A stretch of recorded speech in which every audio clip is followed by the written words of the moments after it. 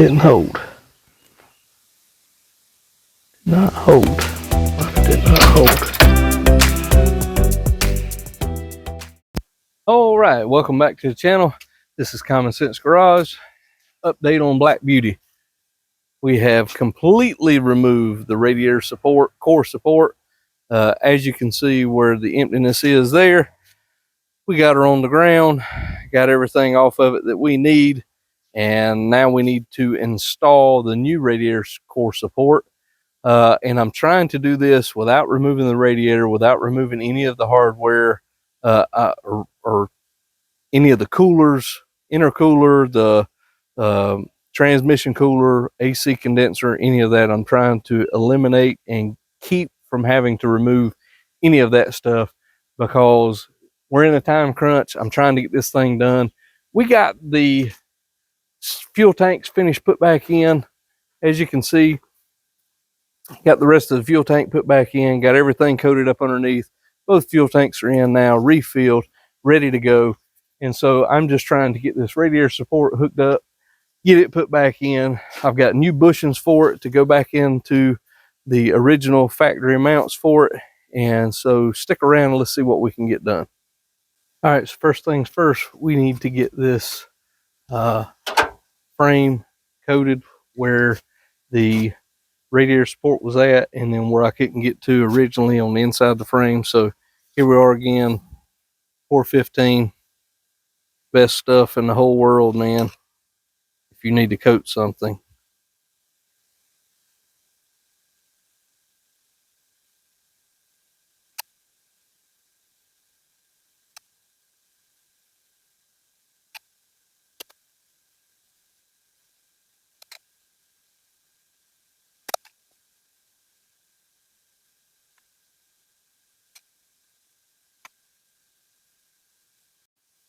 All right, so here's what we're up against. So I've got the new mounts, the new rubber bushing mounts installed into the support locations on both sides.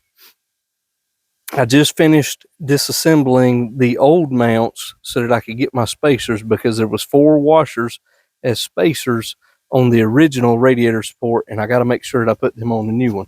So once I get all of those put in and get all those matched up, then I can get them installed in the new radiator support so that before I put them in, they're actually in place, if that makes sense. So just sit back, sit tight, pay attention, and watch how it's done. All right, so don't laugh whenever you see me struggling to put this thing in, because this thing is a whole struggle bus, pretty bad. So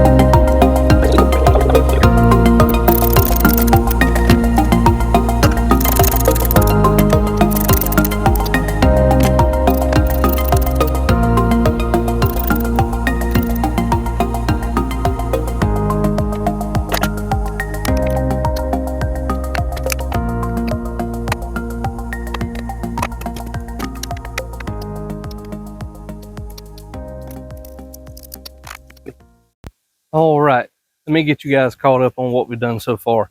Like I said, we finally got the whole radiator support put back in. It looks amazing, and it is a far cry from the rusted out piece of junk that was in there before. As you can see, we coated it black with epoxy, and then I went over it with a trim black paint just so that it matches the rest of what's already here.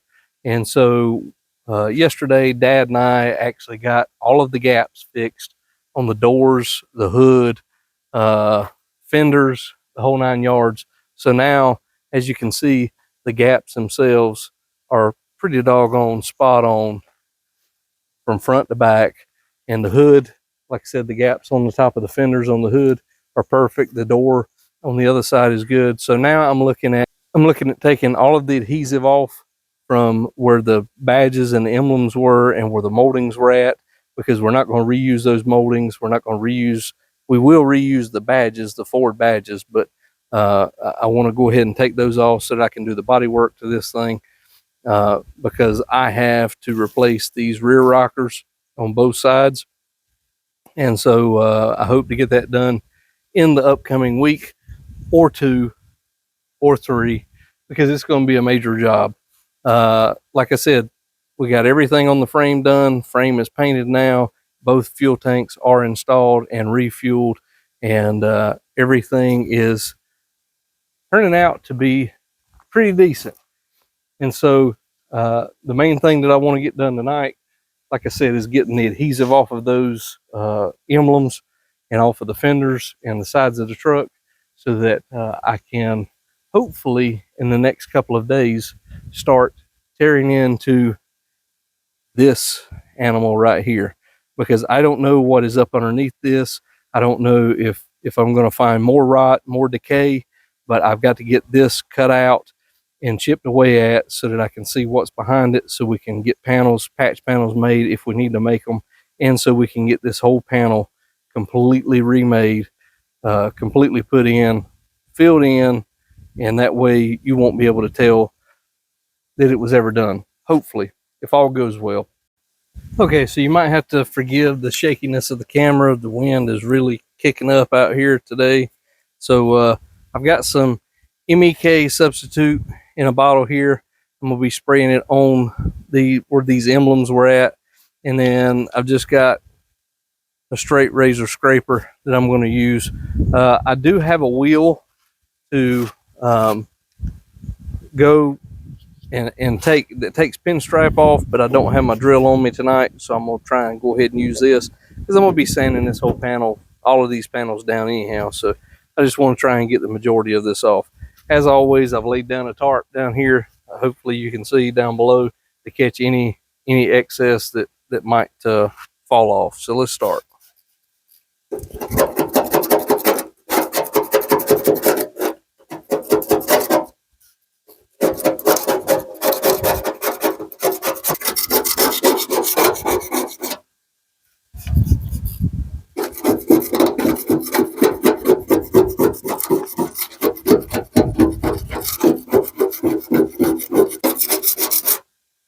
As you can see, it makes pretty quick work of the adhesive. So I'm just going to keep on plugging along on this whole side, and we'll come back whenever I have it done.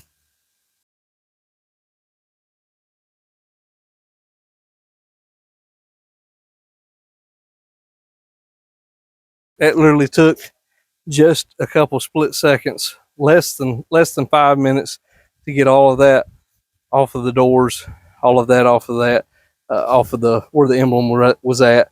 Look, I know it looks trashy, I know it looks like garbage, but by the time I end up sanding it and getting everything fixed and prepped for for sealer and for primer, you'll never be able to tell that was there, I promise you.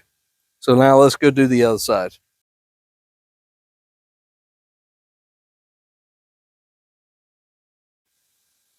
Okay, now that we've got that side done, those sides are done. We're just going to clean up a little bit, and yeah, like I said, it's not really that difficult. The MEK really helps out, and like I said, once we start sanding and prepping this, the reality of you being able to see where I've scraped and all of this is not going to be real likely, especially once I get some epoxy on there and sand it back down and then get some primer on there. So we're going to keep plugging along. All right, so we've got to get the rear seat out, the inner panels for the surrounds behind the rear seat out, so that we can cut the panel, the rear cab corners off and get them mocked up, get them ready to be welded in. So let's try and work on getting that out. These cab corners right here, I'm going to try and cut out.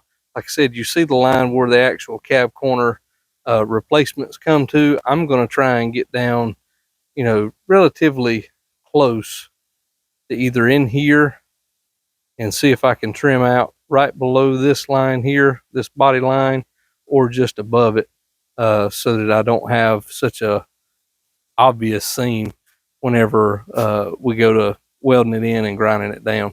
But anyhow, I've got to get these seats out. Let me show you the inside. So we just had the new interior put in, and we're trying to keep it as clean and tidy as possible. I've got the headliner actually pulled out so that I can weld up the holes, because there used to be, I don't know if you can see it up there or not, but there used to be some running lights up there on top, and the customer doesn't want that anymore. He actually wants a light bar put across the top. So we're going to end up welding those up. And but yeah, like I said, I need to get this rear seat out and get these rear surrounds out so that I can get back here to this panel, so that I can get to it from the inside. So whenever I weld it up, I'm not burning holes in anything. So let's see if we can get it done.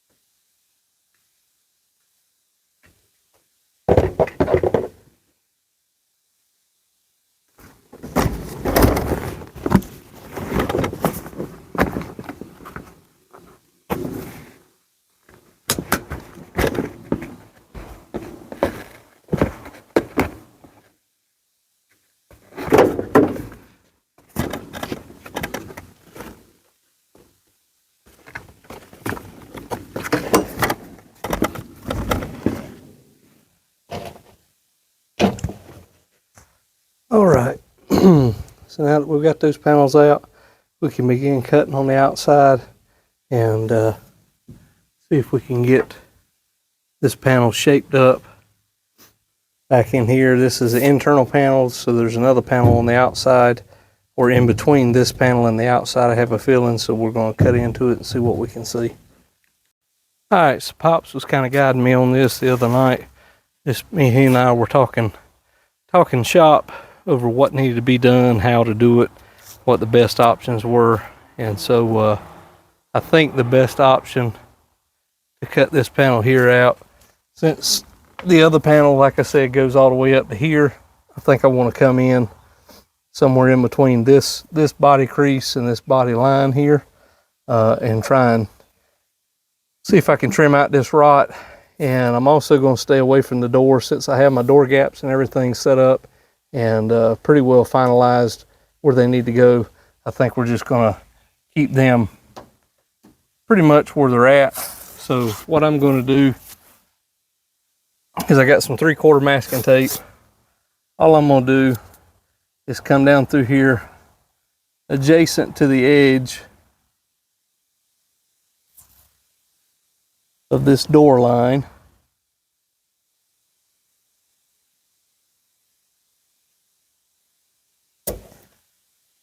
just so that I can see where that is. And then I may end up taking it back over here on the other side about the same and just starting there.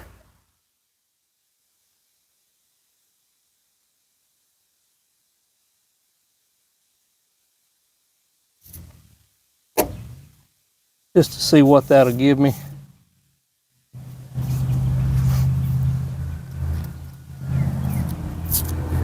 And like I said, I think I'm gonna come right in here into this body crease just above it.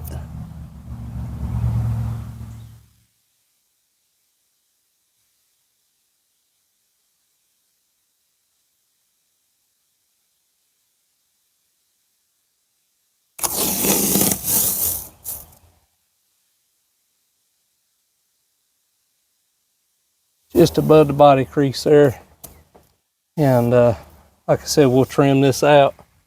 I got some spot welds I need to drill out on the bottom because I also have to make this inner panel. As you can see, it's rusted pretty bad too, and I don't really know what I'm gonna get into on that. So let's see if we can get this cut out. All right, so what I'm gonna do is I'm going to take a straight edge here.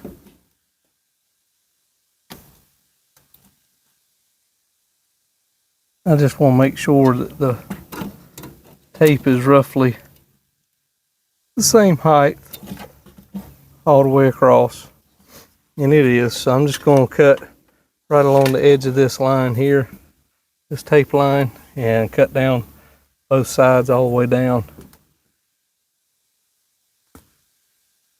Don't forget to oil your tools up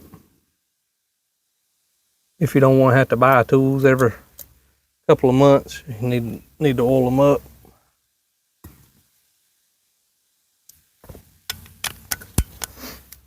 And I'll go ahead and apologize for the sound. You probably won't hear it, but just in case you do.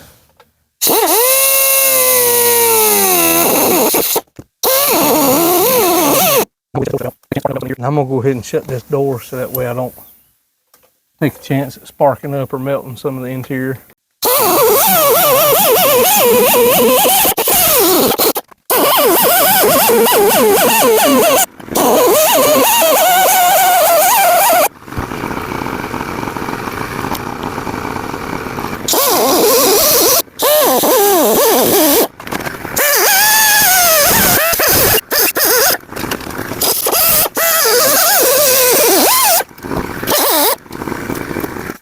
I've got this section cut out. The rust is actually down here, but you can see that there's actually foam back behind this, which is an insulating property that Ford did to help bolster up the cab corners. But the problem with that is, as you can see, all of this trash gets stuck in here and moisture and debris collects and just causes everything to rot that much worse. So I'm gonna go ahead and finish cutting this out, and I'll come back to you as soon as it's done. All right, I got all of that cut off. I still got to go up underneath here and drill the spot welds out just so that I can get the bottom section separated from the inner floor pan section.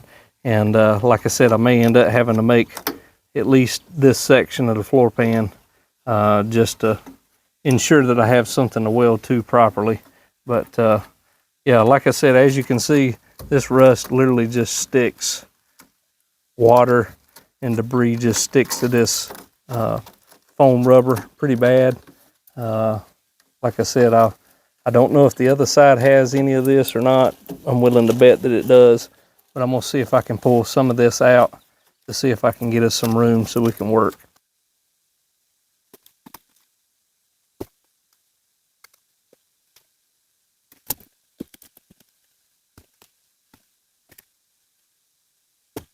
The foam traps moisture on the front and the back, and like I said, it's really got this piece rotted out. So I'm hoping that I can come right in here and just make this piece so it'd be just a L shape right here all the way down.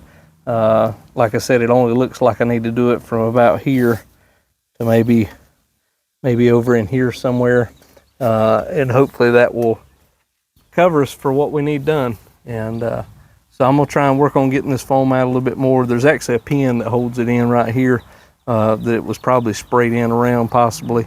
This almost looks like just a high density foam that they put in the corners of these cabs, primarily to help with road noise, I would guess. And that way you're not getting a whole lot off of the road whenever you drive down. It doesn't roar inside the cab. But leave it to Ford to only put it in the cab corners only, because this is adding insult to injury, essentially, meaning that Ford probably had a great idea, but it really failed on the proof concept and the afterthought on it. Because like I said, all of these things, if they get rained in or get moisture inside of them, they're going to rust and it's going to end up eating through. And if you don't catch it in time, which thankfully we did to a certain degree, but it had already ate through the outer panel and it ate through part of the inner panel. So I'm gonna work on that, keep going, and then I'll bring you guys back. I've completely removed all of the spot welds. That's what each one of these pieces here is. But you can see what I was talking about, how this inner plate is actually pretty well rotted. I mean, it's pretty bad. So I think I'm gonna come back. There's a drain hole right here, so I think I'll come back just to the inside of that drain hole and make a whole new panel all the way down just past back into where I get some good metal, like right in here. So we'll see how that looks after I get it mocked up and put in.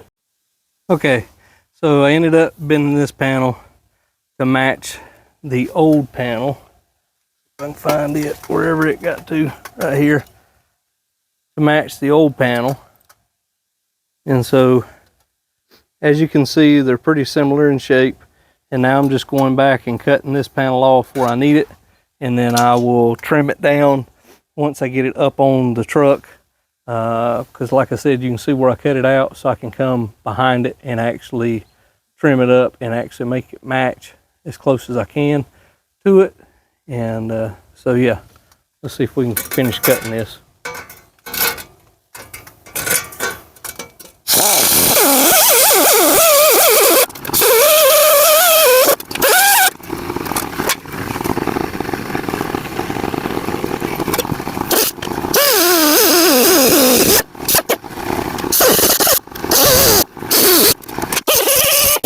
Like I said, these are two pretty much identical panels, minus the rust. But where you can see where I've ground the welds at, that's where the spot welds will actually take place on the outer panel, the cab corner. And then, so like I said, all I have to do is just put this up in there where I cut this out. And I went ahead and took this insulation out because, and I know what you're thinking, but Mark, you're gonna have roaring in there. No, I'm not, but I don't want to take a chance of this insulation catching fire and actually spreading through the cab, so I completely removed it. What I'll do is I'll come back and grind all of these on the outsides, so that way I can weld to it. I'm gonna butt weld instead of lap weld. Some people prefer to lap weld, some people prefer to butt weld. What Pops and I discussed was that if you butt weld, you can pretty much minimize the seam and minimize the look of it, whereas if you have to lap joint, you know, tuck it behind it and then drill and spot weld here, there's a higher likelihood or chance that you're going to end up warping this panel, and the seam between these two panels here is actually going to show. You're going to end up having to backfill it. A lot more problems, basically, is what I'm trying to get at. But anyhow, what I'll do is I'll take this panel that I just made here, and it's going to go somewhere right in here. And like I said, what I'll do is I'll end up cleaning it up a little bit, trimming some on it, grinding these edges here, scuffing them up, and then I'll actually butt weld it all the way across. And I'll bring you back once I start that process. What I've done is I've come in here and cleaned up all of this lip right here, all the way around, and I'm gonna spray some rust inhibitor on these rust spots here, and then prime them so that they're good. And everywhere that I've scratched, I'll prime them. But I'm gonna go ahead and try and weld this panel back up, so I'll be back whenever I start welding. All right, so here we are. We're gonna try and weld this back up.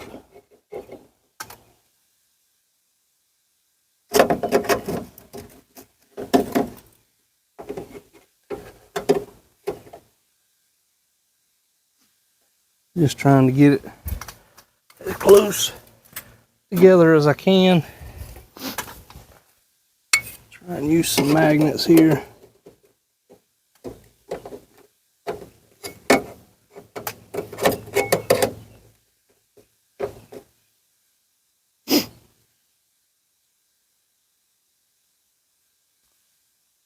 All right.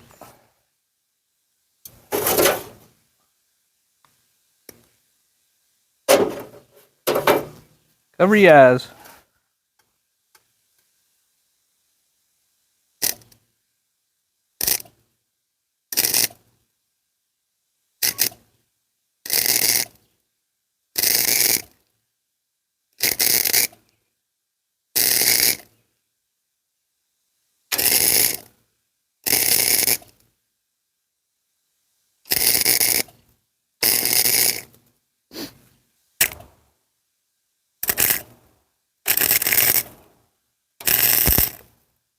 All right, I'll finish welding this and I'll bring you back.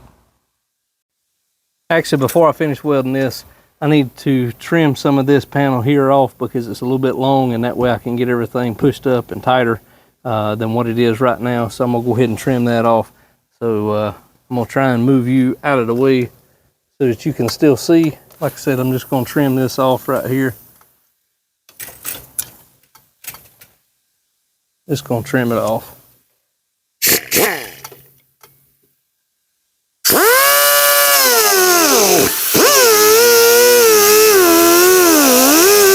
Welded it in. There's still some low places in there, but I'm not really too concerned about that. It's in there solid. I still got to weld around underneath and then clean up the backside just a tad bit where some of the weld come through, because I didn't put my backing plate on there, but I think we'll get it. And then what I'll do is I'll come through and I'll spray some rust inhibitor all over the whole thing, and then I'll spray some cold galvanized paint back across it, and then possibly a coat of rust inhibitor primer, self-etching primer, hopefully. So I'll bring you back whenever I do that. It's probably going to be daylight because it'll be the next day. As you can tell, it's getting kind of late out here, but I'm gonna probably shut it down for tonight. I've got a full day tomorrow working on it, and hopefully we can get this patch panel fitted and welded in if nothing happens, and then we can clean it up and see what we got and go from there. I'll see you then.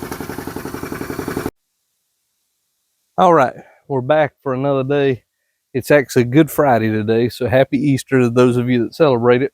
But as you can see, last night we got the filler panel actually made for the backing plate for the actual panel. So this is the whole panel, and like I said, you can see the line that I drew up here. This is actually where that panel would go if I were to take it and completely use the whole entire thing, and it would actually wrap around.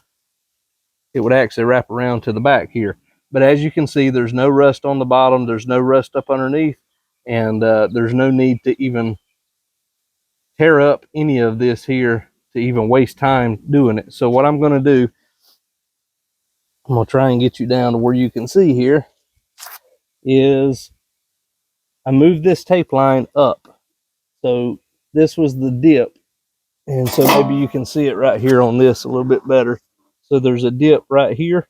I'm actually 3/4, just a little bit above that, and what I'm going to do is I'm going to cut on the top of this line right here all the way down, and then come across and cut that section out as well. That's just going to give me a little bit more rigidity whenever I go to weld it in. Takes less of a chance of warping the panel as I weld. So yeah, that's what we're going to do today, and try and get the I've got to spray some, I've already sprayed some rust inhibitor on the inside of this. That's why you see the white powder, but I'm actually going to spray some cold galvanized to it as well, and possibly a coat of primer after that, just so that we're triply sure that we won't have rust come back through in the future. And then I'm going to finish cutting this section out, and once I get that section out, I'll take the aftermarket panel that I have and go ahead and start cutting it up to get it to match this panel here.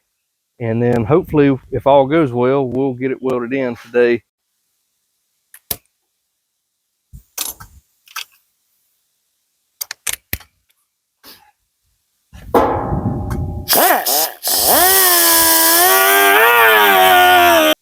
So now I'm just cleaning up the outer edge so that I got some clean metal to weld to all the way down, and then we'll start cutting the new panel to try and get it to fit.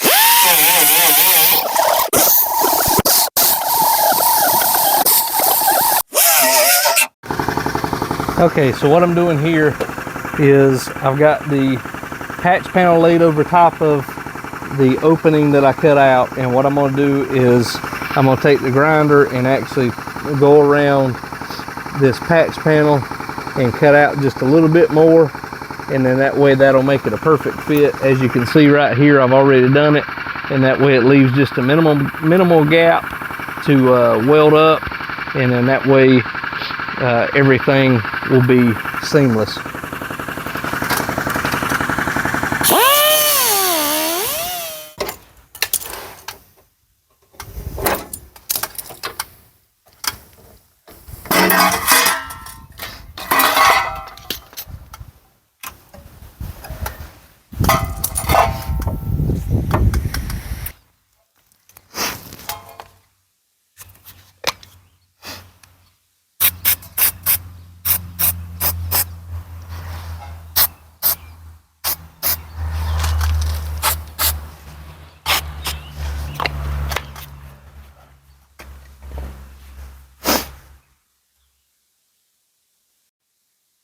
Okay, so if you remember, we had holes, we had spot drill out spot welds, right? So this here is a hole punch and flanger built in one. And so what I'm going to do is I just went up underneath the truck and marked out where these spot welds need to go. So what I'm going to do is use this hole punch to punch holes into this panel, so that I have a place to spot weld in here. I'll show you what it looks like.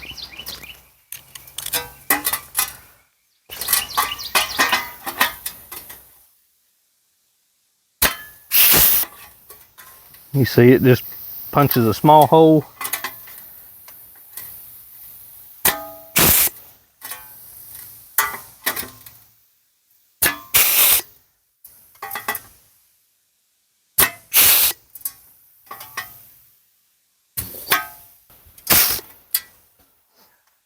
So all I'm gonna do is continue to punch holes in it, and then I'll bring you back. All right, so now that I have all of the holes punched, hopefully you can see them here all along, I'm gonna go back and grind around each hole so that way I've got something to weld to, so I've got clean metal, and then we'll get it clamped up in here, and then we'll work on welding the spot welds first, and then we'll work on getting the outside of the panel done.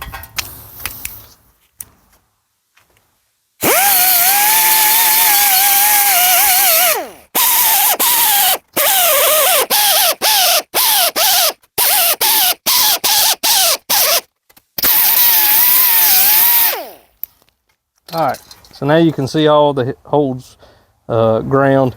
Typically you don't need this many spot welds, but I sure don't want to take a chance of this thing coming off at any time, so I'm just being over precautious about it. So now we can get this up in there and get it clamped in, and then we can start welding on it. I got you up underneath here. You can see where my spot weld holes are. Basically, because I sprayed that cold galvanized spray up underneath there, I've got to scratch it back down to the metal just right there where I'm at so that it doesn't spatter so much. But let's see what we can do here.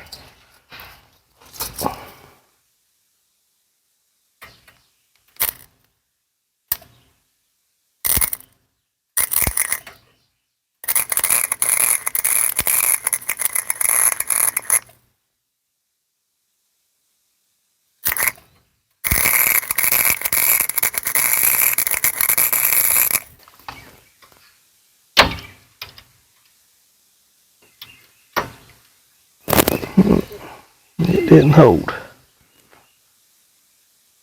Did not hold. Why did it not hold? No, it didn't. Okay, let's try this again. See if this is any better this to go around.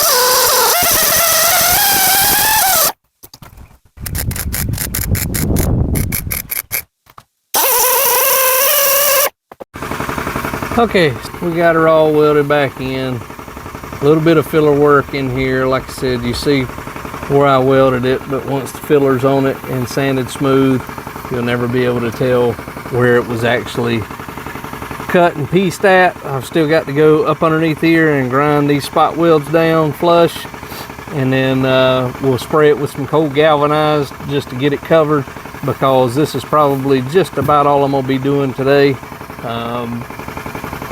And there's supposed to be some rain coming in this weekend, so hopefully you enjoyed it. I'll talk to you on the next one. Later.